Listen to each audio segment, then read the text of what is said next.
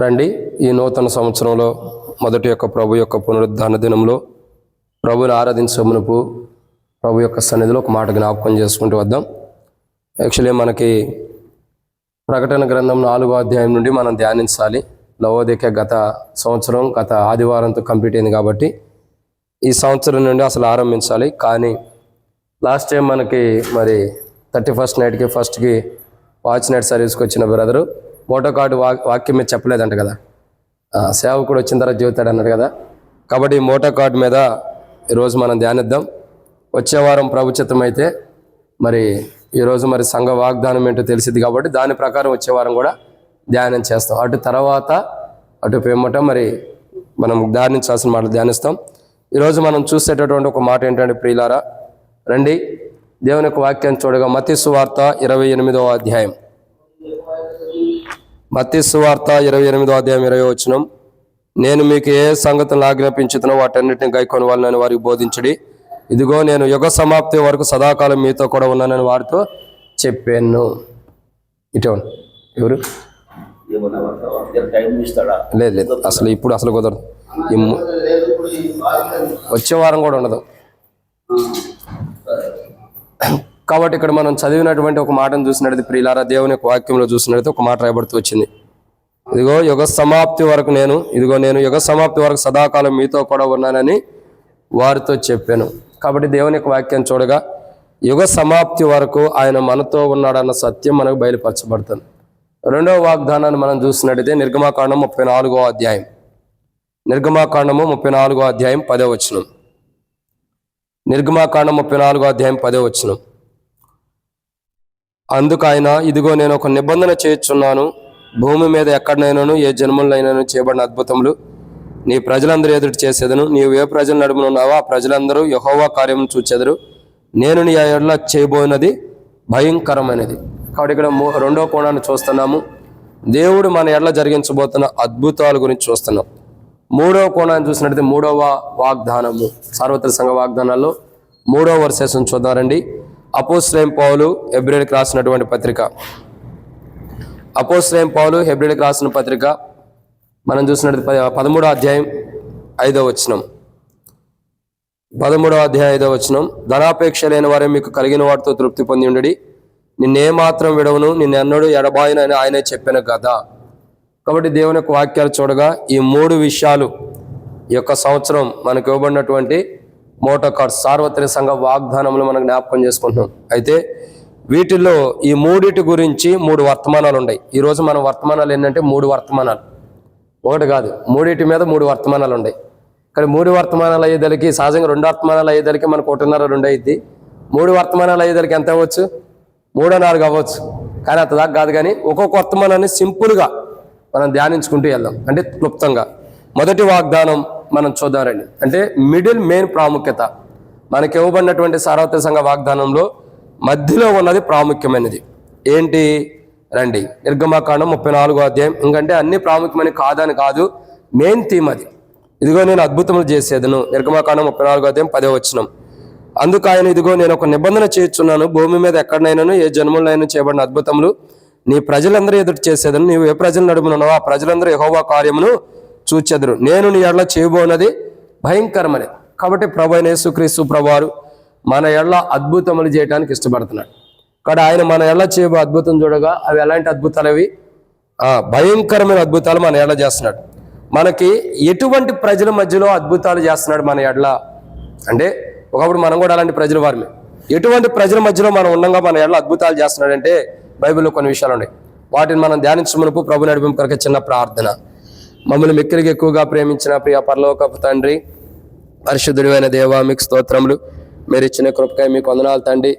గతించిన దినములన్నీ మీరు కాచి కాపాడి మరొక ప్రభు దినం మా యొక్క జీవితంలో నూతన సంవత్సరంలో మొదటి పునరుద్ధాన దినంలో ప్రభు యొక్క పునరుద్ధాన దినంలో మమ్మల్ని సజీవులుగా ప్రవేశింపజేసినందుకే స్తోత్రాలు. ఈ పునరుద్ధాన దినంలో ప్రభువా మీ సన్నిధిలోకి వచ్చి ఏ రీతిలో ప్రభావ మిమ్మల్ని స్తుతించి గణపరచడానికి ఇప్పటివరకు ఆరంభ ప్రార్థనలో కానీ పాటల్లో కానీ మీరు మహిమ పొందినందుకు వందనాలు. ఈ సమయంలో తండ్రి మరి ఆరాధన వర్తమానం ధ్యానిస్తున్న సహాయం చేయండి. ఈ యొక్క వాక్యం ధ్యానించడానికి కింద కూర్చున్న నీ ప్రజలకంటే నేను గొప్పవాడిని కాను.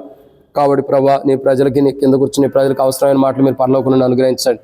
ఈ వాక్యం ధ్యానించడానికి మానవుని జ్ఞానం సరిపోదని ఒప్పుకుంటున్నాం.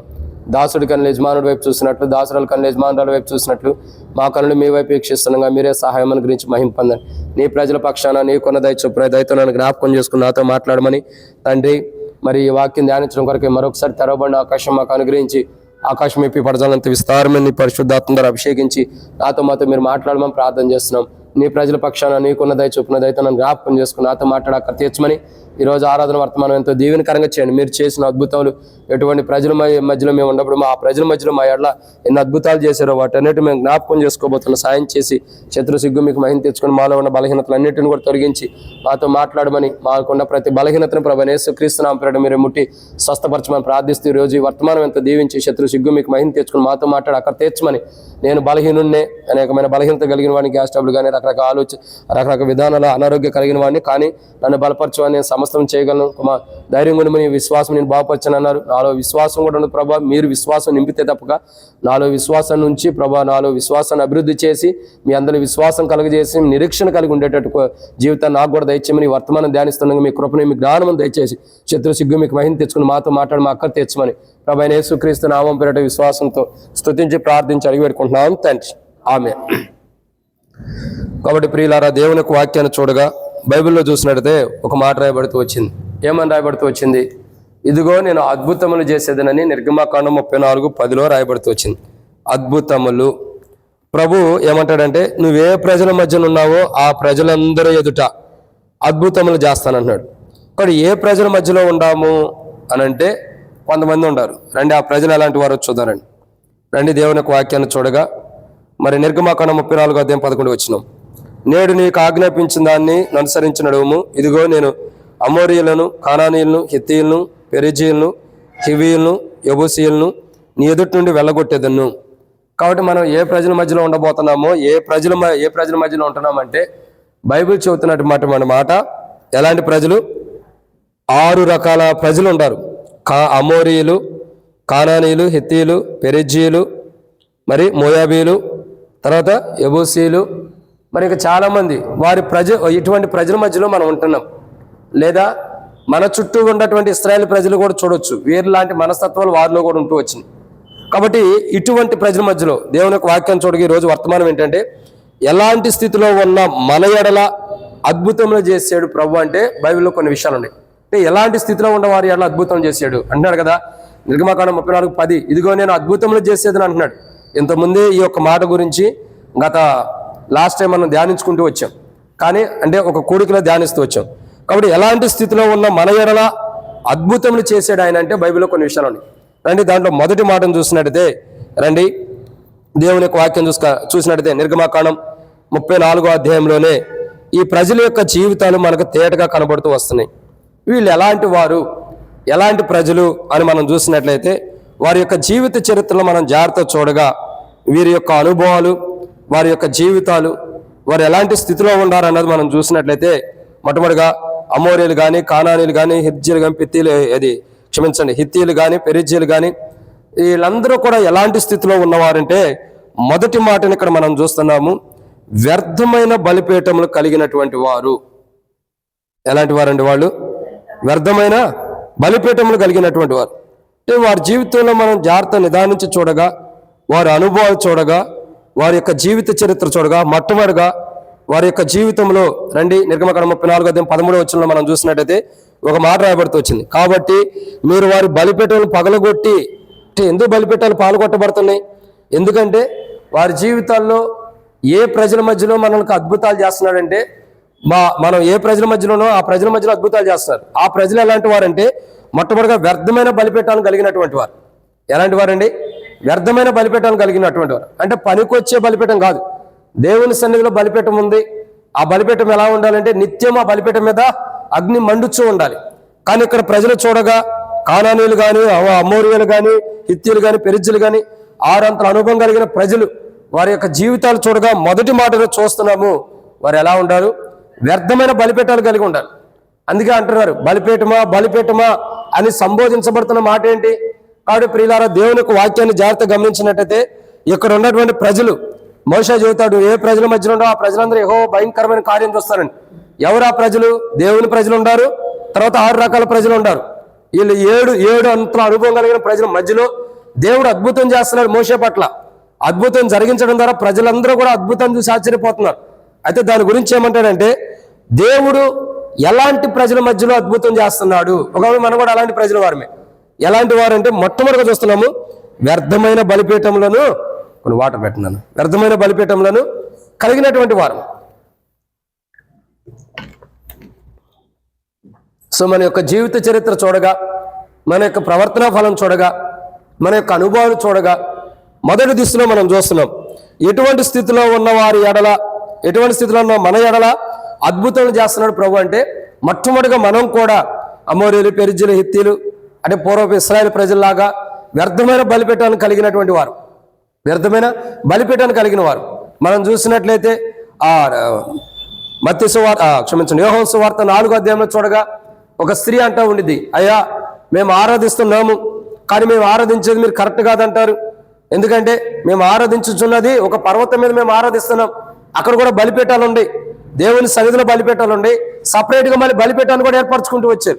దాన్ని బట్టి ఏం జరుగుతుంది, మేము ఆరాధిస్తుంది కరెక్టే కానీ మీరు కరెక్ట్ కాదంటారని ఒక స్త్రీ ప్రభుతో మాట్లాడుతూ వస్తుంది యోహాను సువార్త 4వ అధ్యాయంలో. అప్పుడు ప్రభు అంటాడు కదా, అమ్మా తండ్రిని ఆరాధించవలసిన కాలం ఒకటి వచ్చుతున్నది, అది కొండల మీదైనా పర్వతాల మీదైనా కాదు, కానీ తండ్రిని ఆరాధించేవారు ఆత్మతోనూ సత్యముతోనూ ఆరాధిస్తారని చెబుతూ వస్తున్నాడు. అంటే ఇక్కడ చూడగా 2 బలిపీఠాలు కనబడుతూ వస్తున్నాయి. అంటే దేవుని సన్నిధిలో ఉన్న బలిపీఠం నిత్యము మండుచూ ఉండిద్ది, కానీ దేవుని సన్నిధికి వెళ్ళిపోతున్న బలిపీఠం ఎలాంటిది, అది వ్యర్థమైనది. కానీ ఒకానొక సందర్భంలో మనమందరం కూడా ఎలాంటి స్థితిలో ఉన్నవారు అంటే, వ్యర్థమైన బలిపీఠాలు కలిగినటువంటి వారు, వ్యర్థమైన బలిపీఠాలు కలిగి వ్యర్థమైన బలిపీఠాలను పూజిస్తూ వ్యర్థమైన బలిపీఠాలను ఆరాధించిన అనుభవం మన జీవితాల్లో ఉంది. కానీ అటువంటి అనుభవం ఉన్న మనల్ని ప్రభువైన యేసుక్రీస్తు ప్రభువారు తాను ఈ లోకానికి వచ్చి యోహాను సువార్త 4వ అధ్యాయం 24 వచ్చిన ప్రకారం దేవుణ్ణి ఆరాధించేవారు ఆత్మతో సత్యంతో ఆరాధించాలన్న వాక్యాన్ని మన పట్ల నెరవేర్చడం కొరకై ఆయన కలువరిశిలో తన ప్రాణం పెట్టి చనిపోయి సమాజం తిరిగి లేచడం ద్వారా, ఆ సిలువ అనే అద్భుతం ద్వారా, ఆ సిలువ అనే అద్భుత కార్యం ద్వారా మరి వ్యర్థమైన బలిపీఠాలని ఆశ్రయించి వ్యర్థమైన బలిపీఠాలను కలిగినటువంటి మన జీవితాల్లో ఉన్న ఆ బలిపీఠానికి సంబంధించినవన్నీ కూడా పగలగొట్టి ఆ సిలువ కార్యం మనలో జరిగించి అద్భుతం ఏంటో అద్భుతం చేస్తానని చేసాడంటే, మన ఎళ్ళ ఇదిగో నేను అద్భుతం చేసేది అన్నాడు. మన ఎళ్ళ అద్భుతం చేశాడు. ఏంటో అద్భుతం అంటే సిలువ కార్యం. ఆ సిలువ కార్యం ద్వారా వ్యర్థమైన బలిపీఠాలు ఏవైతే మనలో ఉండేవో వాటిని పగలగొట్టి మన జీవితాలు ఇప్పుడు ఏం చేశాడు, నిజమైన విధానంలో అసలు తండ్రిని ఎలా ఆరాధించాలో మనకు నేర్పించాడు. ఎలా ఆరాధించాలండి, ఆత్మతో సత్యముతో అలా ఆరాధించే అనుభవంలోకి మనలో ఉన్న వ్యర్థమైన బలిపీఠాలు పగలగొట్టడం కొరకై ఆయన శిలువలో చేసిన అద్భుత కార్యం ద్వారా మనలో ఉన్న వ్యర్థమైన బలిపీఠాలు పగిలిపోయి ఇప్పుడు మనం ఏం చేస్తున్నాం, నిజంగా ఆత్మతో సత్యముతో ప్రభుని ఆరాధించగలుగుతున్నాం. ఇది మొదటి మాట. రెండో విషయాన్ని చూద్దాం. త్వరగా ముగించాలి కాబట్టి 3 వర్తమానాలు ఉన్నాయి కాబట్టి ఈ రెండో మాటను చూద్దాం. దేవుని యొక్క వాక్యాన్ని చూడగా రెండవ కోణాన్ని చూసినట్లయితే ఇక్కడే రాయబడుతూ వచ్చింది. రండి, నిర్గమకాండము 34వ అధ్యాయం. నిర్గమకాండము 34వ అధ్యాయం. ఇక్కడ మనం జాగ్రత్తగా గమనించినట్లయితే ఇంకొక విషయాన్ని మనం చూడగలుగుతూ వస్తాం. ఏంటా ఇంకొక విషయము అని అంటే, దేవుని యొక్క వాక్యాన్ని చూద్దాం. నిర్గమకాండము 34వ అధ్యాయంలో మనం జాగ్రత్తగా గమనించినట్లయితే ఒక చక్కటి మాట ఇక్కడ రాయబడుతూ వచ్చింది. ఏంటదంటే, అన్య దేవతలు. ఎవరండి వీళ్ళు? అన్య దేవతలు. ఆ రకంగా చెప్పాలంటే అన్య దేవతలు అంటే బొమ్మలు తయారు చేసుకున్నారని బైబిల్లో రాయబడుతూ వచ్చింది. నిర్గమకాండము 34వ అధ్యాయం 13వ వచనం ఏమని రాయబడుతూ వచ్చింది, బలిపీఠం పగలగొట్టి వారి బొమ్మలను పాల్గొట్టి. అంటే ఇక్కడ రాయబడుతున్న రెండోది ఏంటి, హిత్తీలు కానీ, హివీలు కానీ, మోయాబీలు కానీ, అమోరీలు కానీ, పెరిజ్జీలు కానీ, యెబూసీయులు కానీ, ఇశ్రాయేలు ప్రజలైనా సరే వీళ్ళందరూ ఎలాంటి వారు, వ్యర్థమైన బలిపీఠాలను కట్టుకున్న అనుభవాలు ఉన్నవారు. రెండోదిగా చూడగా వీరి జీవితాలు చూడగా పోత పోయబడిన అంటే బొమ్మల్ని దేవతా స్తంభాలను నిలబెట్టుకున్నారు. అంటే బొమ్మలు అంటే ఎవరు, అన్య దేవతలు. ఇక్కడ మనం చూడగా రెండో కోణం ఏంటంటే, అన్య దేవతలు అంటే బొమ్మలు తయారు చేసుకున్నటువంటి వారు. మన పితృడైన అబ్రహాం యొక్క జీవితాన్ని చూడగా మనం ఏమంటాం, అబ్రహాం ఇస్సాకు యాకోబుల యొక్క దేవుడే నా దేవుడు అంటాం. అబ్రహాం యొక్క జీవితం చూడగా పూర్వం ఎలాంటి వాడు, బొమ్మలు అమ్ముకునేటటువంటి వాడు. బొమ్మలు అమ్మేటటువంటి అబ్రహాంకి ఏం చేశాడు దేవుడు, రక్షణ అనుభవంలో తీసుకొచ్చి తన వాక్యం ద్వారా మాట్లాడి రక్షణ అనుభవంలో తీసుకొచ్చి ఇసుక రేణువులోనే తన సంతానాన్ని అభివృద్ధి చేస్తున్నాడు. వాగ్దాన పుత్రుని తనకు అనుగ్రహిస్తూ వస్తున్నాడు. ఏ స్థలంలో అడుగు పెడుతున్నాడు ఆ స్థలంలో దేవుడు తనని ఆశీర్వదిస్తూ వచ్చాడు. అంటే బొమ్మలు అమ్ముకునేటటువంటి జీవితం నుండి మార్చి దేవుని వెంబడించే జీవితాన్ని దేవుడు తీసుకొచ్చాడు. కాబట్టి ఒకప్పుడు మన జీవితం కూడా ఇలాంటి బొమ్మలు అమ్ముకునేటటువంటి జీవితం లాంటిది. అంటే అన్య దేవతలను కలిగి ఉన్నటువంటి జీవితం. మన జీవితం చూడగా నిర్గమకాండం 34వ అధ్యాయం 13వ వచనం ప్రకారం బొమ్మలు అంటే అన్య దేవతలు, అన్య దేవతల్ని ఆరాధించే అనుభవం మనలో ఉంది, అన్య దేవతలను సేవించిన అనుభవం మనలో ఉంది, అన్య దేవతలకు మొక్కిన అనుభవం మనలో ఉంది. అన్య దేవతల బొమ్మ దేవతా స్తంభములను నిలిపినని రాయబడుతూ వచ్చింది అక్కడ. కాబట్టి ఏదైతే దేవతా స్తంభాలు అంటే బొమ్మను తయారు చేసుకుని ఏదైతే ఒక దేవతా స్తంభాలుగా నిలిపారో వాటిని పూజిస్తున్న అనుభవం ఒకప్పుడు మనకుంది.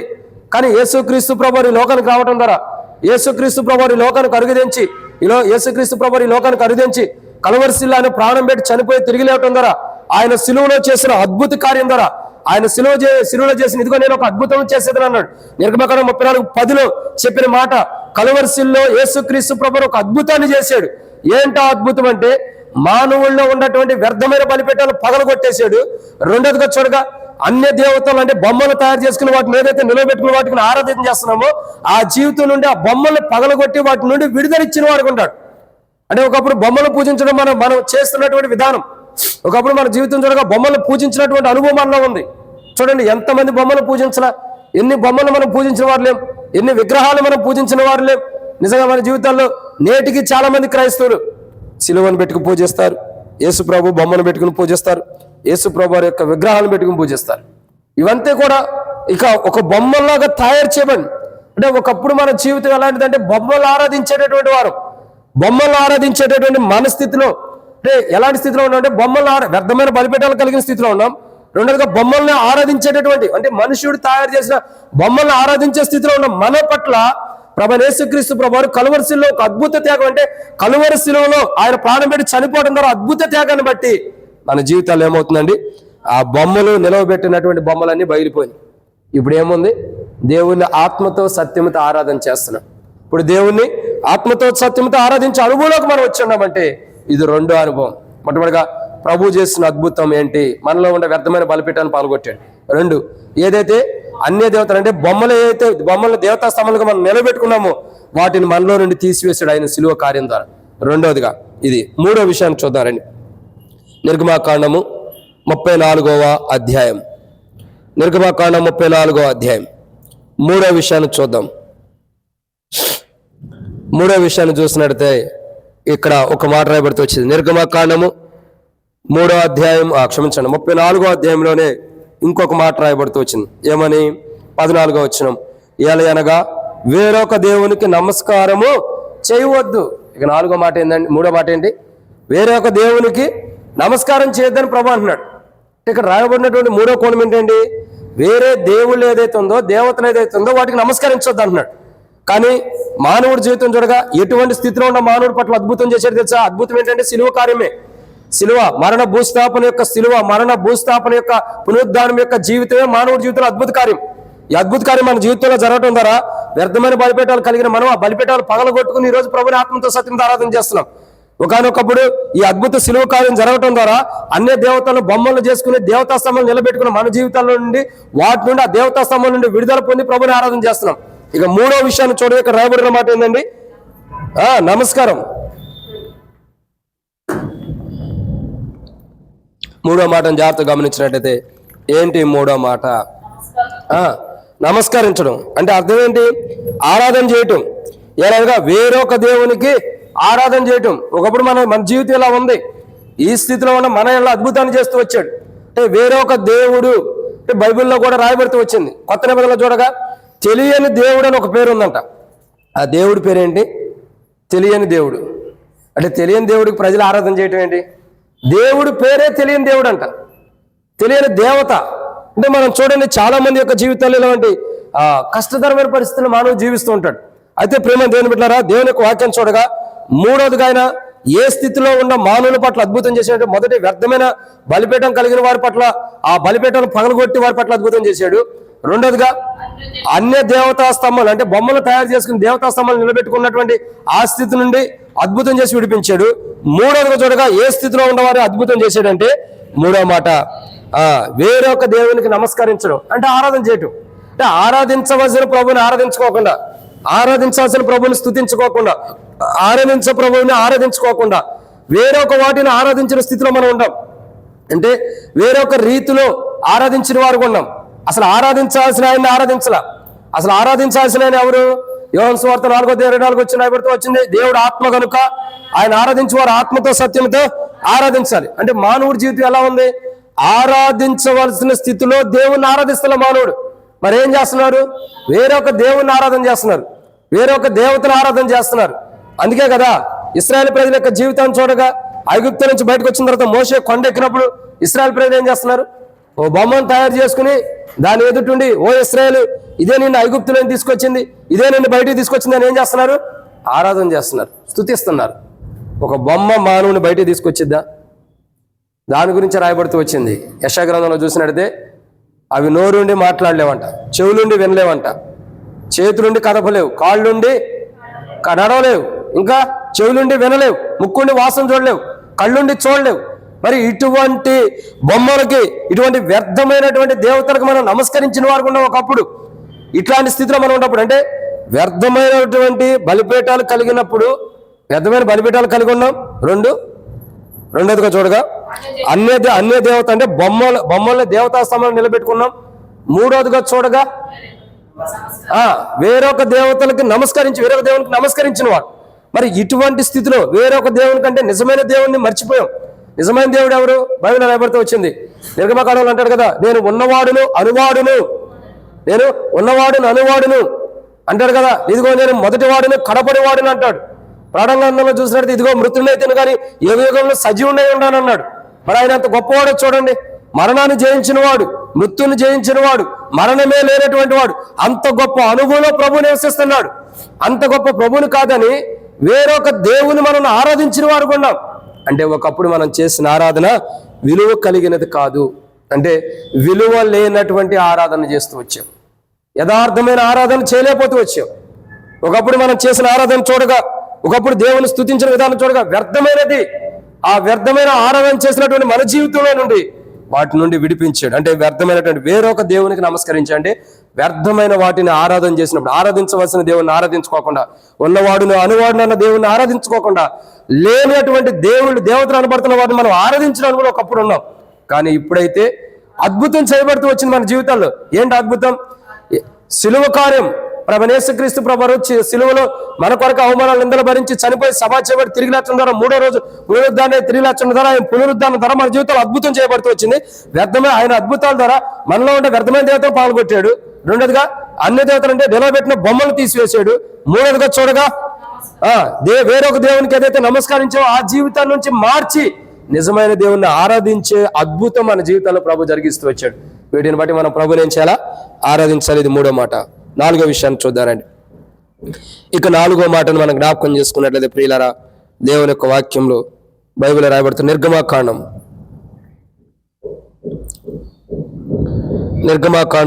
34వ అధ్యాయం 15వ వచనం. నిర్గమాకాండం 34వ అధ్యాయం 15వ వచనం. ఆ దేశపు నివాసులతో నిబంధన చేసుకొనకుండా జాగ్రత్త పడము, వారు ఇతర దేవతలతో వ్యభిచరించి చాలక. కాబట్టి ఎన్నో మాట అండి ఇది? నాలుగోదిగా మొట్టమొదటిగా దేవుని యొక్క వాక్యాన్ని చూస్తున్నాం. ఏ స్థితిలో ఉన్న వారి పట్ల ప్రభు అద్భుతం చేశాడు? మొట్టమొదటిగా వ్యర్థమైన బలిపీఠం కలిగిన వారి పట్ల అద్భుతం చేసి, వారిలో సిలువ అనే అద్భుత కార్యం చేసి వారి వ్యర్థమైన బలిపీఠం నుండి విడిపించాడు. రెండవదిగా అద్భుతం ఏ స్థితిలో ఉన్న వారి పట్ల చేశాడు? అన్య దేవత అంటే వ్యర్థమైన బొమ్మలు పెట్టుకుని దేవతా స్తంభాలను నిలబెట్టుకున్న వారి మధ్యలో సిలువ అనే అద్భుత కార్యం జరిగించి ఆ దేవతా స్తంభాలను తీసివేశాడు. మూడవదిగా చూసినట్లయితే వేరొక దేవునికి నమస్కరించిన వారు, అంటే వేరొక దేవుణ్ణి ఆరాధించి వేరొక దేవుని స్తుతించిన వారు, అంటే ఉన్నవాడు అనువాడైనటువంటి ప్రభువుని ఆరాధించుకోకుండా వ్యర్థమైన వేరే వారిని ఆరాధించిన వారు ఉన్నాం. ఆ స్థితిలో ఉన్న మన పట్ల అద్భుతం చేసి ఉన్నవాడు అనువాడనే ప్రభువుని ఆరాధించి అనుభవం కొరకై, అలాంటి అనుభవం మనం తీసుకురావడం కొరకై కలువరిశిలో యేసు ప్రభు వారు మన కొరకై ప్రాణం పెట్టి చనిపోయి తిరిగి లేవడం ద్వారా ఇప్పుడు నిజమైన దేవుణ్ణి ఆరాధించేవారుగా ప్రభు సిద్ధపరిచాడు ఆ సిలువ ద్వారా. ఇదన్నమాట నాలుగోదిగా చూసినట్లయితే ఇక్కడ రాయబడిన మాట, ఇతర దేవతలతో ఏం చేస్తూ వచ్చారండి? వ్యభిచరించారంట. అంటే వారితో సహవాసం కలిగి ఉంటాం. ఏంటి? వ్యభిచరించిన అనుభవం. అందుకే రాయబడుతూ వచ్చింది కదా, ఒక స్త్రీని మోహ చూపుతో చూచువాడు అప్పుడే తన హృదయమందు వ్యభిచరించనని బైబిల్ రాయబడుతూ వచ్చింది. ఇక నాలుగో కోణాన్ని చూడగా, నాలుగో విధానం చూడగా, ఏ స్థితిలో ఉన్న ప్రజల పట్ల అద్భుతం చేశాడంటే, నాలుగోదిగా ఇతర దేవతలతో వ్యభిచరించినటువంటి ప్రజలు. ఎవరండి? ఇతర దేవతలతో వ్యభిచరించినటువంటి ప్రజలు. ఈరోజు 3 వర్తమానాలు ఉన్నాయి, అందుకే త్వరగా అవుతుంది. కాబట్టి ఇతర దేవతలతో వ్యభిచరించినటువంటి ప్రజలు, ఇతర దేవతల్ని సాగిలపడి, ఇతర దేవతలకి మ్రొక్కి, ఇతర దేవతల్ని మనం ఘనపరిచామంటే వారితో వ్యభిచరించిన అనుభవం మనం ఉండాలి. కానీ బైబిల్ చదువుతున్నటువంటి మాట చూడగా నిర్గమకాండం 34:15 ఇతర దేవతలతో వ్యభిచరించినటువంటి వారం. అటువంటి స్థితిలో ఉన్న మన ఎడల యేసుక్రీస్తు ప్రభువు కలువరి శిలువలో ప్రాణం పెట్టి చనిపోయి తిరిగి లేవటం ద్వారా మన జీవితంలో ఆ శిలువ యొక్క కార్యం అనే అద్భుతం మన జీవితంలో జరగటం ద్వారా ఇప్పుడేమయ్యాం? ఆ వ్యభిచార జీవితం నుండి విడుదల పొందాం లేదా? వ్యభిచారంతో స్త్రీ పట్టుబడింది. ఏం జరుగుతూ వచ్చిందండి? యేసుప్రభు దగ్గర రాగానే రాళ్లతో కొట్టాలని ధర్మశాస్త్రం చెబుతుంది, రాళ్లతో కొట్టమని. మరి నువ్వేమంటావు ప్రభా? ఏమన్నాడు యేసుప్రభు? వ్యభిచరించినంత మాత్రాన పాత నిబంధన ప్రకారం అయితే రాళ్లతో కొట్టి చంపాలి. అయితే నేను పాత నిబంధన కొట్టివేయడానికి కాదు వచ్చింది, దానిని నెరవేర్చడానికి ఈ లోకానికి వచ్చా. కాబట్టి ప్రియులారా, ఆమె పాపం చేసింది కాబట్టి మీలో పాపం చేయని వాడు ఆమె రాయమన్నాడు. ఎప్పుడైతే ఆమె చేసిన పాపము అన్నది ప్రభు గుర్తుంచుకోలేదు, ఆ టైంలోనే ఆమె జీవితంలో సిలువ కార్యం జరిగింది. ఆ సమయంలో ఆమె జీవితంలో ఏం జరిగింది? సిలువ కార్యం జరిగింది. ఆమె జీవితంలో ఆ సిలువ కార్యం జరగటం ద్వారా ఇప్పుడు ఆమె ఏం చేసింది చెప్పండి? మార్పు చెందింది. ఇప్పుడు ఆమె జీవితంలో సిలువ అనే అనుభవం జరుగుతూ వచ్చింది. చచ్చిపోయిన స్థితిలో ఉంది, మరణించే స్థితిలో ఉంది, మరణ పంచులో ఉంది. ఒక వ్యభిచారం చేత పట్టుబడిన ఆమె రాళ్లతో కొట్టి చంపబడాలి. నిజంగా చూసినట్టయితే చావు అనే అంచుల్లో ఉన్నటువంటి ఆమెని సిలువ కార్యం ద్వారా తన యొక్క వ్యభిచార జీవితాన్ని మార్చి, సిలువ కార్యం అనే అనుభవం ద్వారా ఆమె జీవితాన్ని మార్చి ప్రభుని వెంబడించేవారుగా ప్రభుని ఆమెని సిద్ధపరిచాడు. ప్రభు ఆమెని సిద్ధపరిచాడు. ఇప్పుడు వ్యభిచారపు జీవితం కలిగి, అంటే చెడ్డ చూపులు, దురాలోచనలు, చెడ్డ ఆలోచనలు కలిగిన మన జీవితాల్లో ప్రభు అద్భుత కార్యం చేసి, ఇదిగో నేను ఒక అద్భుతములు చేసేది అన్నాడు. మన జీవితాల్లో వ్యభిచారం అనే చెడ్డ తలంపులు, చెడ్డ ఆలోచన కలిగిన ఇంకా వేరైనా దురాలోచన కలిగిన మన జీవితాల్లో సిలువ అనే అద్భుత కార్యం చేయటం ద్వారా ఏం జరుగుతూ వచ్చిందండి? మనలో ఉన్న ఆ వ్యభిచారపు జీవితం వ్యభిచారపు తలంపులతో కూడింది, వ్యభిచారపు భౌతికంగానే తలంపుల్లో కానీ వ్యభిచార జీవితం ఏదైతే ఉందో అది తీసివేయబడుతూ వచ్చింది. ఇది ఎన్నో మాట? 4. ఇక 5వ విషయాన్ని చూద్దామండి. నిర్గమకాండం 34వ అధ్యాయం. నిర్గమకాండం 34వ అధ్యాయం. నిర్గమకాండం 34వ అధ్యాయం 15వ వచనం. ఆ దేశపు నివాసులతో నిబంధన చేసుకోనకుండా జాగ్రత్త పడుము, వారు ఇతర దేవతలతో వ్యభిచరించి ఆ దేవతలకు ఏం చేశారండి? బలర్పించుచున్నప్పుడు ఆ దేవతలకి బలర్పించారంట. అంటే ప్రజల యొక్క జీవితాలు ఎలా ఉండే చూడండి. అంటున్నాడు కదా, ఇదిగో నేను అద్భుతములు చేసేదను. నువ్వే ప్రజల మధ్యలో ఉండవు, ఆ ప్రజలందరూ యెహోవా భయంకరమైన కార్యం చూస్తారన్నాడు. ఏ ప్రజల మధ్యలో అద్భుతం చేస్తూ వచ్చాడంటే, మొట్టమొదటిగా ఎలాంటి ప్రజల మధ్యలో? ఒకటి, మనం కూడా ఒకప్పుడు అలాంటి వారమే. ఏ స్థితిలో ఉన్న ప్రజల ఎడల అద్భుతం చేశాడు? లేదా ఏ స్థితిలో ఉన్న మన ఎడల అద్భుతం చేశాడంటే, వ్యర్థమైన బలిపీఠాలు కలిగిన మన ఎడల అద్భుతం చేశాడు. వాటిని పగలగొట్టేసి సిలువ ద్వారా పగలగొట్టేశాడు. ఇప్పుడు 2, అన్య దేవతలు అంటే బొమ్మలు తయారు చేసుకుని నిలబెట్టుకున్న స్థితిలో ఉన్న మన ఎడల అద్భుతం చేశాడు, దేవతా సమాన్ని నిలబెట్టుకునే. 3వ అద్భుతము వేరొక దేవుని నమస్కరించడం, అంటే వేరొక దేవుని ఆరాధించినటువంటి స్థితిలో ఉన్న మన జీవితంలో అద్భుతం చేశాడు. ఇక 4 అంటే అద్భుతం చేయడం ద్వారా వాటి నుండి విడిపించబడ్డాం. 4వ అద్భుతం ఏంటి? ఇతర దేవతలను వ్యభిచరించినటువంటి వారు, అంటే వ్యభిచారపు జీవితం కలిగినటువంటి వారు. అటువంటి అనుభవం కలిగిన మన జీవితాలు అద్భుతం చేసి ఆ జీవితాన్ని మార్చాడు. ఇక 5వ అనుభవం ఏంటి? ఇక్కడ చెప్పాలి. 5వ మాట వచ్చేసింది. 5వ అనుభవం ఏంటి? ఇక్కడ రాబడి ఉంటుంది, ఆ దేవతలకు బలి అర్పించచ్చు. అంటే విరిగి నలిగిన బలి ఎవరికి అర్పించాలి? దేవునికి. కీర్తన కన్నా 51వ అధ్యాయంలో దాసుడు అంటాడు, ఎవరా మాట? దావీదు అంటున్నాడు కదా, అయ్యా బలులు కోరిన నీకు నేను ఇవ్వగలను. బలులు కాదు నువ్వు కోరేది, మరి ఏం కోరుతున్నావు? విరిగి నలిగిన హృదయమే నీకు ఇష్టమైన బలి. ఇప్పుడు విరిగి నలిగినటువంటి హృదయం కలిగి దేవునికి అర్పించాల్సిన బలులు ఎవరికి అర్పిస్తున్నారు? మరి అది ఆ స్థితిలో ఉన్న ప్రజల మధ్యలో అద్భుతం చేశాడు. అంటే బలులు అర్పిస్తున్నటువంటి ప్రజలు దేవునికి అర్పించాలి. విరిగి నలిగిన హృదయంతో దేవునికి బలి అర్పించాల్సి, విరిగి నలిగిన హృదయంతో దేవునికి బలి అర్పించాల్సినటువంటి ప్రజలు ఎవరికి బలి అర్పిస్తున్నారు? ఇప్పుడు వ్యర్థమైనటువంటి దేవతలకు బలి అర్పిస్తున్నారు, నిష్ప్రయోజకమైన దేవతలకు బలి అర్పిస్తున్నారు. పనికిరాని దేవతలకు బలి అర్పిస్తున్నారు. మాట్లాడలేనివి, మోగమైనవి, చెవిటివి, నడవలేనివి, కళ్ళుండి చూడలేనివి, ముక్కుని వాసన చూడలేనటువంటి వ్యర్థమైన దేవతలకు బలర్పిస్తూ వచ్చారు ప్రజలు. అటువంటి ప్రజలే మనము కూడా ఒకప్పుడు, అటువంటి ప్రజలమే ఒకప్పుడు మనం కూడా. కానీ అటువంటి ప్రజలమైన మన ఎడల ఆయన అద్భుతం చేశాడు. ఇదిగో నేను అద్భుతములు చేసేదను, నిర్గమకాండం 34:10 ప్రకారం, ఇదిగో నేను అద్భుతములు చేసేదను, అద్భుతములు చేస్తానన్న ప్రభు అన్ని అద్భుతాలు చేస్తానన్న ప్రభు వ్యర్థమైన బలిపీఠం కలిగిన మన ఎలా అద్భుతం చేశాడు. అన్ని దేవతలను పెట్టుకుని, బొమ్మలు పెట్టుకుని, వాటి దేవతా స్తంభాలు పెట్టుకుని మన ఎలా అద్భుతం చేశాడు. మూడవదిగా వేరొక దేవునికి నమస్కరిస్తున్న మన ఎలా అద్భుతం చేశాడు. నాలుగవదిగా ఇతర దేవతలను వెంబడిస్తున్న మన ఎలా అద్భుతం చేశాడు. ఐదవదిగా చూడగా ఇతర దేవతలను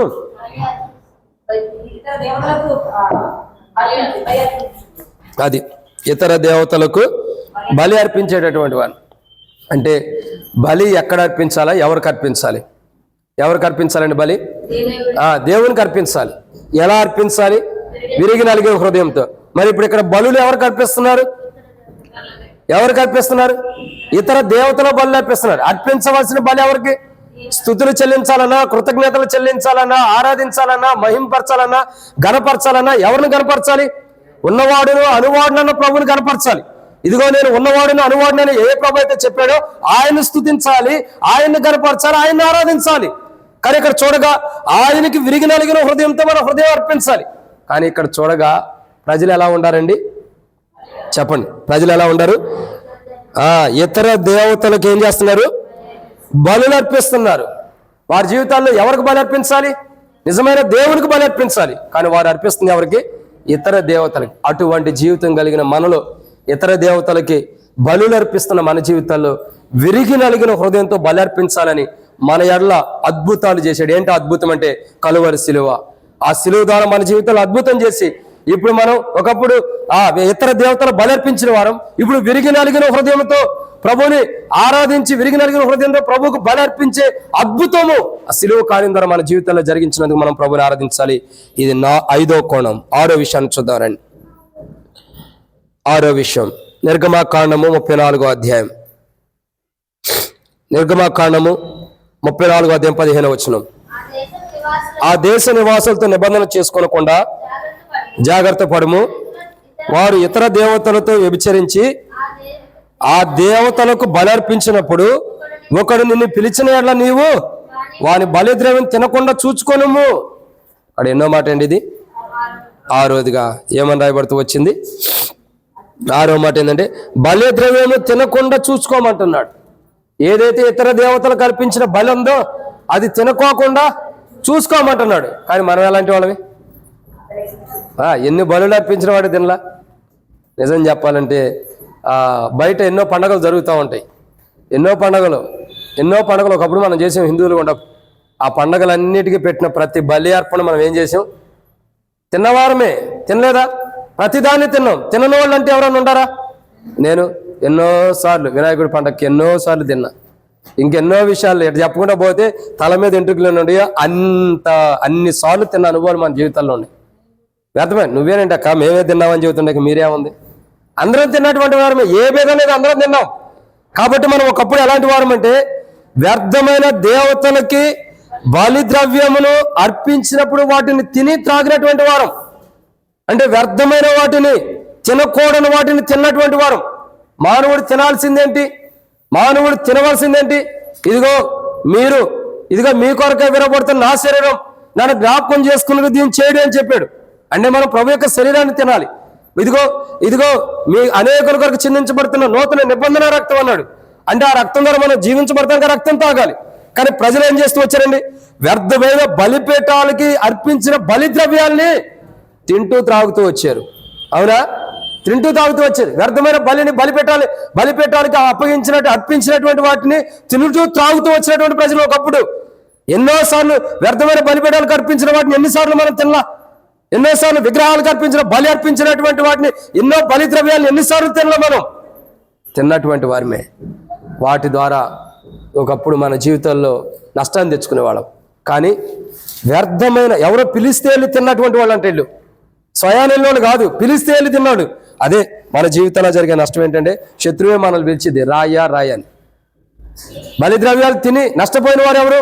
చాలా మంది ఉన్నారు. బలిద్రవ్యం అని కాదు కానీ నష్టపోయిన వాళ్ళు ఎవరున్నారు? మనం మొదట పినతల్లి ఉంది. ఎవరా అమ్మ? అవ్వ పిలిచింది, రాక్క రా రా రా దగ్గరికి రా. ఎక్కడికి రమ్మంటావు? ఇదిగో ఈ పండు దగ్గరికి రా. వచ్చింది.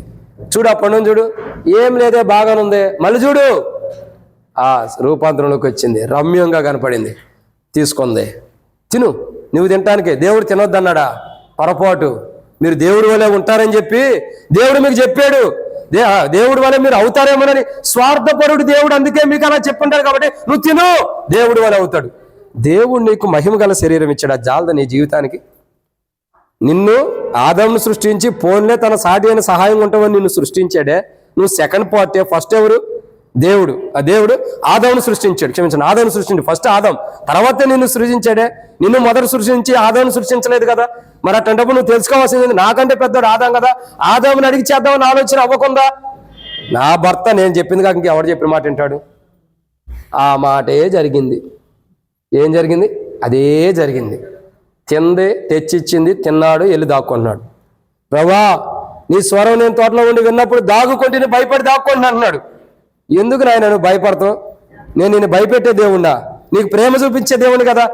నీ అల్ల నేను అద్భుతం చేసే ఏంటంటే మట్టి నుండి నిన్ను సృష్టించి అద్భుతం కంటే ఇంకొక అద్భుతం ఏం కావాలి నీకు? మట్టిలో నుండి తీసి జీవవాయువు ఎదగను, నరుడు జీవాత్మయం. నీకు చాలదని చెప్పి నీకు సాటి అయిన సహాయం ఇచ్చా. మరి ఇంత చేసి ఉండగా, నీ అల్ల ఇంత అద్భుతం చేసి ఉండగా నువ్వు ఎలా పాపంలో పడ్డావయ్యా? తినకూడదన్న పొన్ను తిన్నావా? తిన్నా ప్రభా. సరే తిన్నానని ఒప్పుకుంటే ఆడ వేరుగుండేదేం. నువ్వు నాకు ఇచ్చేవే సాటి అని సహం, ఆ మిత్తేనే తిన్నా, నేను తిన్నా. నిందలు మనం పక్కనోడి మీద వేసేస్తాం. మనం చేసిన తప్పులు మన మీద వేసుకోం. సరే అయిపోయింది. వాళ్ళ చరిత్ర ఎందుకులేండి. ఆది నుండి ఎప్పటి నుంచో బైబిల్ పుట్టించిన కాడి నుంచి, మన సంఘం ఆరంభించిన కాడి నుంచి ఆదామావు గురించి చెప్పుకుంటానే వస్తున్నాం. కానీ ఇప్పుడు అసలైన ప్రాముఖ్యత బలిద్రవ్యాలు, వ్యర్థమైనవి. ఎవరో తీసుకెళ్ళి తినమంటే తిన్నటువంటి వారు ఒకప్పుడు. అటువంటి జీవితం కలిగిన మనలో ప్రభు అద్భుతమైన సిలువ కార్యం, ఇదిగో నేను అద్భుతంలో చేసేదని అన్నాడు. ప్రభు మన ఎలా చేసిన ఒకే ఒక అద్భుతం మన జీవితాన్ని మార్చేసింది. ఏంటో అద్భుతం? సిలువ. యేసుక్రీస్తు ప్రభువారు సిలువ కార్యంలో ఆయన చనిపోయి సమాధించబడి తిరిగి లేచడం ద్వారా, ఆయన యొక్క మరణ భూస్థాపన పునరుద్ధానం ద్వారా, ఆ సిలువనే అద్భుతం ద్వారా మన జీవితాలు ఏం జరిగింది? ఒక్కసారిగా జీవితం మొత్తం మార్చబడక మునుపు మన జీవితాలు అద్భుతం చేశాడు. అద్భుతం చేయక మునుపు మనం ఎలాంటి వారిని? వ్యర్థమైన బలిపీఠాలు కలిగినటువంటి వారు. వాటిని పగలగొట్టేశాడు ఆయన సిలువ అద్భుతం చేసి. రెండు ఎలాంటి వారిని? ఇతర దేవతా స్తంభం అంటే బొమ్మల్ని, ఇతర దేవతా స్తంభం నిలబెట్టుకున్నవారు, వాటిని తీసేసాడు ఆయన అద్భుతం ద్వారా. మూడవదిగా ఇతర దేవతలతో నమస్కారం అంటే ఇతర దేవతలను ఆరాధించిన వారు, ఆ జీవితాన్ని నుంచి తీసేసి తండ్రిని ఆత్మతో సత్యంతో ఆరాధించి అద్భుత కార్యం మనలో జరిగించారు. నాలుగవదిగా ఇతర దేవతలను వ్యభిచరించిన వారు, అంటే వ్యభిచారపు జీవితం కలిగిన వారు, ఆ జీవితాన్ని తీసేసి పరిశుద్ధమైన జీవితం ఇచ్చాడు. ఇక ఐదవదిగా ఇతర దేవతలకు బలులు అర్పించిన వారు, అర్పించాల్సిన బలి విరిగి నలిగిన హృదయంతో అర్పించలేని స్థితిలో ఉన్నాం. కానీ ఆ సిలువ అనే అద్భుతం ద్వారా విరిగి నలిగిన హృదయంతో బలి, నిజమైన ఉన్నవాడుని అనువాడునన్న దేవునికి బలి అర్పిస్తూ వస్తున్నాం. ఇదన్నమాట 4. 5. 6వదిగా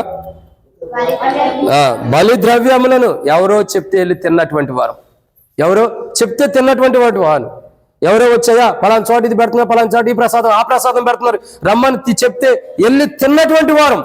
అటువంటి స్థితిలో ఉన్న మన ఎడల అద్భుతం చేసి, ఆ ప్రసాదాలు కాదయ్యా, నా దేహమే నీకు నిజమైన ప్రసాదం, నా రక్తమే నిజమైన పానీయం అని చెప్పి ఆయన మన ఎడల అద్భుతం చేసి, ఆ సిలువ అనే అద్భుత కార్యం మన ఎడల నిర్గమకాండం 34:10 అనే అద్భుత కార్యం మన జీవితాల్లో జరిగి, ఇదిగో నేను అద్భుతంలో చేసేదని అన్నాడు. ఆ అద్భుత కార్యం మన జీవితాల్లో జరిగించి, ఒకప్పుడు వ్యర్థమైన పలహారాలు, వ్యర్థమైనటువంటి నైవేద్యాలు తిన్న మనము ఇప్పుడు నిజమైన ప్రభు యొక్క దేహం, ప్రభు యొక్క రక్తం, జీవాన్నిచ్చే రక్తం, జీవాన్నిచ్చే శరీరాన్ని తినగలిగే అద్భుతాన్ని మన ఎడల చేసినందుకు మనం ఏం చేయాలా? ఒకప్పుడు బలి ద్రవ్యాలను తిన్నవారం, త్రాగిన వారం, ఇప్పుడు నిజమైనటువంటి బలి, దేవుని కొరకు అర్పించబడిన బలి, ఆ బలి పశువు యొక్క దేహమును తిన రక్తాన్ని త్రాగే ధన్యత ప్రభు మనకిచ్చాడు. ఆ అద్భుతం మన ఎడల సిలువలో జరిగించాడు. ఇదన్నమాట 6. 7వ విషయం చూద్దారండి. నిర్గమకాండం 34వ అధ్యాయం.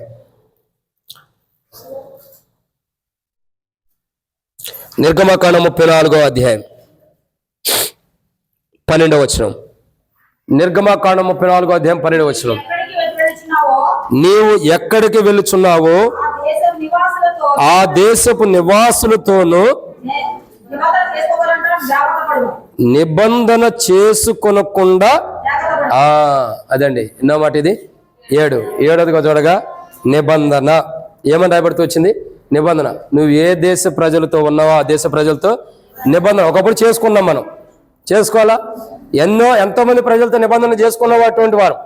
ఒకప్పుడు మన జీవితాలు చూడగా, ఒకప్పుడు మన మనస్తత్వాలు చూడగా, ఒకప్పుడు మన ఆలోచనలు చూడగా, ఇతర దేవతలు కానీ ఇతర మనుషులు కానీ అన్ని జనులతో మనం నిబంధన చేసుకున్నటువంటి వారు.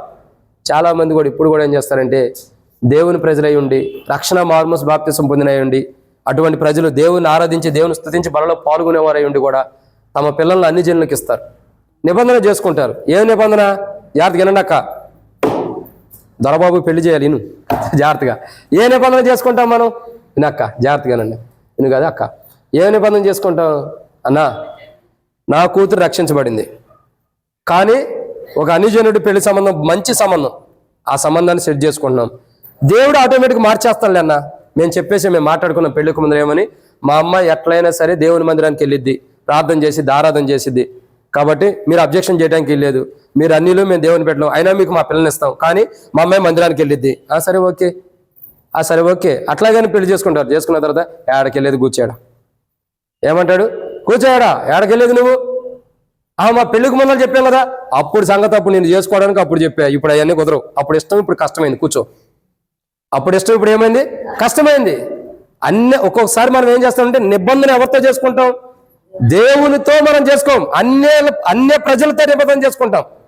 ఇప్పుడు చూడండి, సరే మంచికో చెడుకో, యాకోబు యొక్క కుమార్తె ఎవరు? ఒక్కటే కూతురు, 12 మంది కుమారులు.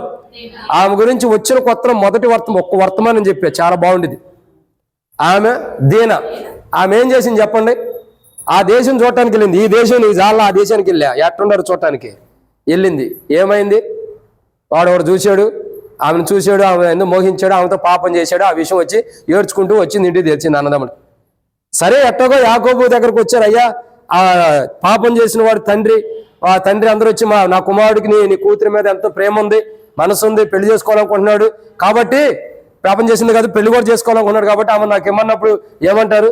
సరే మాకైతే సున్నతి చేసుకుంటేనే మేము ఇస్తాం, లేవట్లేదు అన్నాడు. ఇది ఒక నిబంధన పెట్టుకున్నారు. చేయగల వాళ్ళు ఏం చేశారు? మేమందరం సున్నతి చేసుకున్నాం. ఆ గడప ఎదుట, ఆ ద్వారం ఎదుట వచ్చినవాడు అందరూ సున్నతి చేసుకున్నాడు, మొదటి కానీ చిన్నవాడు వారికి. ఎక్కడ వారు ఎవరో వాళ్ళు అందరూ సున్నతి చేసుకున్నారు. ఆ నిబంధన ఏమైంది? చివరికి నిబంధన ఏమైంది? సున్నతి చేసుకుంటే మా పిల్లల్ని నీకు ఇస్తామన్నారు, ఇచ్చారు, పెళ్ళి అయిపోయింది, అంత అయిపోయింది. ఏ వారం పోయింది, ఆ రేత్రే మొదలైంది. సిమియోను, లేవి, ఇంకెవరో సంథింగ్ 2-3 గుర్తులేదు కానీ పేర్లు, 2-3 కలిసి వెళ్ళి ఏం చేశారు? గుర్రానికి అరికాలు దగ్గర ఉన్న నరం, గుదినరం అంటారు, దాన్ని నరికితే గుర్రానికి ఎలా బలం పోయిద్దో అట్లా నరుక్కుంటూ వెళ్ళిపోయారు. ఈ నిబంధన చేయబట్టేగా నా మరణం వచ్చింది అక్కడ ఉన్న ప్రజలు, లేకపోతే మా కూతురు నీకేం బాబు, నీ చావు నువ్వు చావు అంటే అది ఎత్తగొట్టి ఉండేవాడేగా. నిబంధన చేసుకోవడం ద్వారా ఏమైపోయింది? నరహత్య చేసిన వారు ఉంటారు. వాళ్ళ గురించి 49వ అధ్యాయం పట్టుకుంటే ఆది కాండంలో యాకోబు చెబుతూ వస్తాడు. చచ్చిపోయే ముందల వీళ్ళందరిని ఆశీర్వదిస్తూ మీరు ఎట్టంటోడ్రా అట్టంటోడ్రా అని చెప్పి ఒకరొకరు జీవితాల గురించి మొత్తం బయట పెడుతూ వస్తాడు. ఎన్నో అధ్యాయము? 49వ అధ్యాయం పట్టుకుంటా. 49వ అధ్యాయంలో అన్నీ చెబుతాడు. ఎందుకని? నిబంధన వేరే అన్ని జనులతో చేసుకోకూడదు. ఆ నిబంధన ఎలాంటిది? మనకి ఉరిగా ఉండిద్దంట. అక్కడే ఉంది, చదవండి. నిర్గమాకాండం 34వ అధ్యాయం.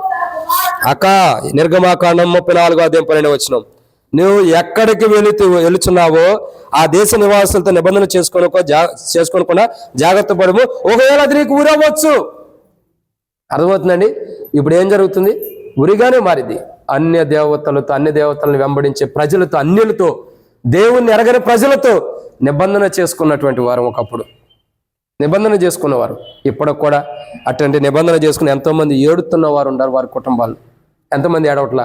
అయ్యో మా పిల్లోడు, నాకు తెలిసిన ఒక కుటుంబం ఉంది, ఒక అక్క ఉంది, చాలా ప్రేమ కలిగిన అక్క.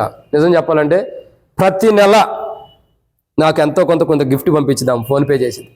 ఎందుకంటే పాపం 3 ఆడపిల్లలు ఏదో ఒకటి వాడుకుంటూ ఉంటాడని చెప్పి ప్రతి నెల కంపల్సరీ ఆమె కుమార్తె అమెరికాలోనే అక్కడ ఉండిద్దంట. ఆమె ఖచ్చితంగా ఏం చేసిద్దంటే ప్రతి నెల ఇంత అని నేను చెప్పను కానీ చెప్పకూడదు కాబట్టి ఇంత ఫోన్పే ఖచ్చితంగా 4వ తారీఖు 5వ తారీఖు లోపు ఆమె ఖచ్చితంగా ఫోన్పే చేసింది. ఎందుకంటే దేవునికి సేవకుడు కదా, ఏదో ఒకటి వాడుకుంటాడు, మా కోసం ప్రార్థన చేస్తాడు. ఆమె ఏం చేసిందంటే ఆమె కుమార్తె దేవుణ్ణి నమ్మిన ఆమె ఎట్లా లవ్ చేసి పెళ్లి చేసుకున్నారు, మ్యారేజ్ చేసుకున్నారు. లవ్ చేసింది. లవ్ చేస్తే ఒక అన్యుడికి ఇచ్చి పెళ్లి చేయకముందు చెబితే అన్యుడు అన్నాడంట, ఎప్పుడైనా సరే మందిరానికి వెళ్ళొచ్చు రావచ్చు, నేను కూడా మందిరానికి వస్తానని చెప్పుకుంటూ వచ్చాడు. పెళ్ళైన తర్వాత ఆమె స్టేట్స్కి వెళ్ళిపోయింది, ఇక్కడ లేదు, స్టేట్స్లో జాబ్ చేస్తుంది. భర్త ఇక్కడ ఉన్నాడు, పిల్లలు ఉన్నారు. ఇప్పుడు పిల్లల్ని అంటే ఆమె పుట్టినటువంటి పిల్లల్ని మందిరానికి రానివ్వరు సరిగ్గా. 2, ఈ తల్లి దగ్గర ఇప్పుడు పెళ్లి చేసుకున్నాం కదా, ఆమె తల్లి ఉంది కదా, ఆమె తల్లి దగ్గర కనీసం ఉండటానికి కూడా అవకాశం లేదు. ఏదైనా తిన్నా ఏమైనా చేసినా ఏం తిని వచ్చారు, ఏం చేశారని చెప్పి మళ్ళీ ఏమైనా తిడతా ఉంటారట. ఎంత దారుణంగా, ఎంత బాధ అనిపిస్తుందంటే దేవుని ప్రజలు, దేవుని సన్నిధి, దేవుణ్ణి ఆరాధించవలసినటువంటి నా కుమార్తె ఒక అన్యుడు వివాహం చేసుకోవడం ద్వారా ఎంత నష్టపోయి నేను బాధపడతాను. నేనేమంటానంటే ఒక అన్యుడితో నిబంధన, అది మనకు ఊరే కానీ ఊరి తెంపబడిన అనుభవం లేదు. పక్షి వేటగాను ఊరి నుండి తప్పించబడింది ఎట్లాగూ ప్రభు కనికరించడం ద్వారా, ఆయన అద్భుతం ద్వారా. కానీ మనకు ఊరు ఎప్పుడవుతుంది? అన్యులతో నిబంధన చేసుకోవడం ద్వారా. అందుకే బైబిల్ ఒక మాట ఉంటుంది, యేసు ప్రభు చెప్పాడు, విశ్వాసకి అవిశ్వాసతో పొత్తి ఎక్కడ. ఒక విశ్వాసి అవిశ్వాసిని అంటే ఒక క్రైస్తవుడు ఒక అన్యుడిని ఎప్పుడూ పెళ్లి చేసుకోకూడదు, ఖచ్చితంగా చేసుకోకూడదు, అది ఎంతైనా సరే. ఎందుకంటే ఒకరోజు అది నీకు ఊరైద్ది. ఈరోజు ఎంతమంది క్రైస్తవులు అన్యుల్ని వివాహం చేసుకుని ఉరిగా తెచ్చుకుని కుటుంబాలు నష్టపోయి విడిపోయి ఇంకెంతమంది కుటుంబాలు రాలేదు చెప్పండి. ఎన్ని కుటుంబాలు ఒక అన్యుల్ని వివాహం చేసుకుని వారితో నిబంధన చేసుకుని కుటుంబాన్ని, రక్త సంబంధం, తల్లిదండ్రులు, అన్నదమ్ముని, అందరు అక్కచెల్లు అందరూ వదిలిపెట్టి వారితో నిబంధన చేసుకుని దేవుణ్ణి విడిచిపెట్టే అనుభవాలు ఎంతమందికి లేదు. పిల్లారా, అంటే మన సంఘం అని నేను అంటలేదు, కానీ బయట ఎంతోమంది ఇలాంటి జీవితాలు జీవిస్తున్నారు. అయితే ఇటువంటి నిబంధన కలిగి ఉరి తెచ్చుకున్న మనల్ని అద్భుతం చేశాడు ప్రభు.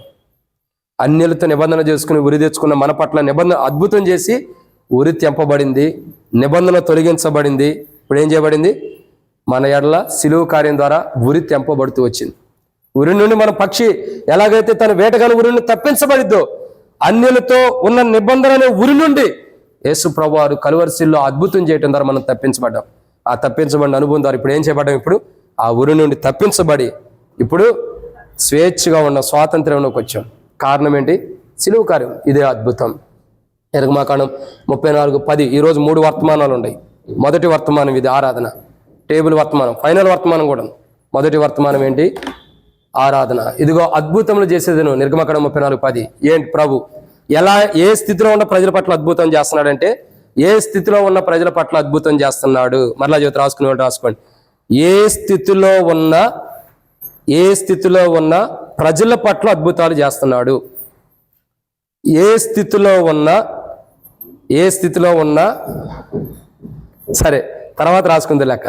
ఏ స్థితిలో ఉన్న ప్రజల పట్ల అద్భుతం చేస్తున్నాడు అని అంటే, 1 చూడండి, మొట్టమొదటిగా వ్యర్థమైన బలిపీఠాలు కలిగిన వారి పట్ల అద్భుతం చేసి ఆ బలిపీఠాలు తీసేశాడు. 2 అన్య దేవతా స్తంభాలు అంటే బొమ్మలు తయారు చేసుకుని దేవతా స్తంభాన్ని నిలబెట్టుకున్నాం. వారి ఎలా అద్భుతం చేసి ఆ బొమ్మల్ని దేవతా స్తంభాన్ని తీసేశాడు, దేవతా స్తంభం. 3 ఇతర దేవతలు ఆరాధించాం, ఆ అనుభవం నుండి తప్పించాడు. 4 వ్యభిచరించే ఇతర దేవతల్ని తీసేశాడు. 5 అన్య దేవతలు బలర్పించాం, ఆ జీవితాన్ని నుంచి మార్చాడు. 6 బలి ద్రవ్యములు అంటే ఎవరో చెప్తే వెళ్ళి తిన్నటువంటి అనుభవం ఉంది, దాని నుంచి మార్చాడు. 7 వేరే వారితో అన్యులతో నిబంధన చేసుకున్నటువంటి వారు ఆ జీవితం. ఇటువంటి ప్రజలు కలిగిన ఇటువంటి 7 అనుభవం కలిగిన మన జీవితాల్లో అద్భుతం చేశాడు. నిర్గమకాండం 34:10 ఇక్కడ ఏమని రాయబడుతూ వచ్చింది? ఇదిగో నేను అద్భుతములు చేసేదను. ఇటువంటి అనుభవం కలిగిన మనలో అద్భుతం చేసి ఏం చేశాడు? ఇదిగో నేను అద్భుతం చేసేదని అన్నాడు కదా. మన జీవితాల్లో అద్భుతం చేశాడు. ఏంటి? ఆ బలిపీఠాలు తీసేశాడు, వ్యభిచరించే జీవితం తీసేశాడు, వ్యర్థమైన ద్రవ్యాలను తిన్న అనుభవం తీసేసేసాడు, ఆ వ్యర్థమైన వాటిని ఆరాధించిన అనుభవం తీసేశాడు, బలర్పించిన వాటిని తీసేసాడు, ఇతర దేవతలు నిలబెట్టుకున్న అనుభవం తీసేశాడు, వ్యర్థమైన వాటిని అన్నిటిని కూడా తొలగించేసి ఏదైతే వ్యర్థమైన నిబంధన మనం చేసుకున్నామో ఉరిలాగుందో ఆ నిబంధనలు అన్నిటిని కూడా తొలగించేశాడు. ఇప్పుడు తొలగించి ఏం చేశాడు? మనల్ని అద్భుతం చేశాడు. మన ఎలా తొలగించి ఈ అద్భుతం ద్వారా వీటన్నిటి నుంచి మనల్ని విడిపించి దేవుని ఆరాధించే బిడ్డగా, దేవుని స్తుతించే బిడ్డగా, మనం ఇప్పుడు పరిశుద్ధులుగా దేవుని బిడ్డలుగా ఉన్నవాడు అనువాడునన్న దేవుని యొక్క కుమారులుగా ప్రభువును సిద్ధపరిచినందుకు మనం ఆరాధించాలి. ఇటువంటి ప్రజలందరూ ఎవరు చెప్పండి? 7 అనుభవం కలిగిన వాళ్ళు ఉన్నారు కదా. 7 అనుభవం ఎవరిలో ఉంది? నేను మొదటే చెప్పా. ఎవరు? లవోదిక వెళ్ళిపోయింది అక్క పోయిన సంవత్సరంతో, ఈ సంవత్సరం లేదు ఇక లవోదిక. 7 అనుభవం ఎవరిలో ఉంది? మొట్టమొదట్లో చెప్పా. కాదులే అక్క, నేను చెబుతా చూడండి, మీరు రాలేదు అప్పటికే. ఏడంతల అనుభవం ఎవరిలో ఉందో తెలుసా? ఏ అనుభవాలు? వ్యర్థమైన బలిపీఠాలు కానీ, అన్య దేవతల బొమ్మలు నిలబెట్టుకోవడం కానీ, ఇతర దేవతల్ని ఆరాధించడం కానీ, ఇతర దేవతలు వ్యభిచరించడం కానీ, ఇంకా బలి అర్పించడం కానీ, ఇంకా బలిద్రవ్యం తినటం కానీ, వేరే వాళ్ళతో నిబంధన చేసుకోవటం కానీ, ఇవన్నీ ఎవరిలో ఉండేది తెలుసా? మొట్టమొదటిలో చెప్పా, ఏడంతల అనుభవం కలిగిన ప్రజలు. ఎవరు ఆ ఏడంతల అనుభవం కలిగిన ప్రజలు? మొట్టమొదటిది రండి, నిర్గమకాండం 34:11 అమోరీయులు. మొట్టమొదటికి ఎవరు వాళ్ళు? అమోరీయులు. రెండో వ్యక్తులు ఎవరు? కానానీయులు. మూడో వ్యక్తులు ఎవరు? హిత్తీలు. నాలుగో వ్యక్తులు ఎవరు? పెరిజ్జీలు. ఐదో వ్యక్తులు ఎవరు? హివీలు. ఆరో వ్యక్తులు ఎవరు? యెబూసీయులు. ఏడో వ్యక్తులు ఎవరంటే ఇశ్రాయేలు ప్రజలే. ఎవరు? ఇశ్రాయేలు. ఈ ఏడంతల అనుభవం కలిగిన వారు ఈ చెప్పబడిన ఏడంతల అనుభవం ఉంటారు కాబట్టి వారి ఎడల భయంకరమైన అద్భుత కార్యము. నిర్గమకాండం 34:10 ఇదిగో నేను అద్భుతం చేసేదని అన్నాడు. ఆ అద్భుత కార్యము ఏడంతల అనుభవం కలిగిన ప్రజల పట్ల ఈ ప్రజలు ఏడంతల అనుభవాలు కలిగి ఉంటారు కాబట్టి వాళ్ళ ఎడల ఏం చేశాడు? అద్భుతం జరిగించి, ఆ అద్భుతం ఏంటి? అద్భుతం చేస్తానన్నాడు కదా, అద్భుతం ఏంటి? ప్రభు అయిన యేసుక్రీస్తు ప్రభువారు కలువరిశిల్లో చనిపోవటం. ప్రభు అయిన యేసుక్రీస్తు ప్రభువారు మన కొరకై నిందలు అవమానాలు భరించి కలువరిశిల్లో ప్రాణం పెట్టి చనిపోయి తిరిగి లేచడమే, మరణాన్ని జయించడమే, పునరుద్ధానుడై మరణమును జయించడమే అద్భుతం. ఆ అద్భుతాలు యేసు ప్రభువారు శిలువ కార్యమే ఒక అద్భుతం. ఆ అద్భుతం ద్వారా వీటన్నిటి నుండి, ఇటువంటి ప్రజలు ఇటువంటి మనస్తత్వం కలిగిన వాటన్నిటి నుండి మనల్ని విడిపించి ఇప్పుడు దేవుణ్ణి ఆరాధించేవారిగా మనలో ఒక అద్భుతం చేసి వీటన్నిటి నుంచి విడిపించి దేవుణ్ణి ఆరాధించే అనుభవంలోకి ఆ సిలువనే అద్భుతం ద్వారా ప్రభు తీసుకొచ్చినందుకు మన తండ్రిని ఏం చేయాలా? ఆరాధించాలి. గొప్ప ఆరాధన మనం చేయనట్టు ప్రభు సాయించను గాక. ఆరాధనలో ప్రవేశిద్దాం. మనం అందరం నిలబడి ఒక పాట పాడుకుందాం. ఆ తర్వాత ఆరాధనలోకి ప్రవేశిద్దాం.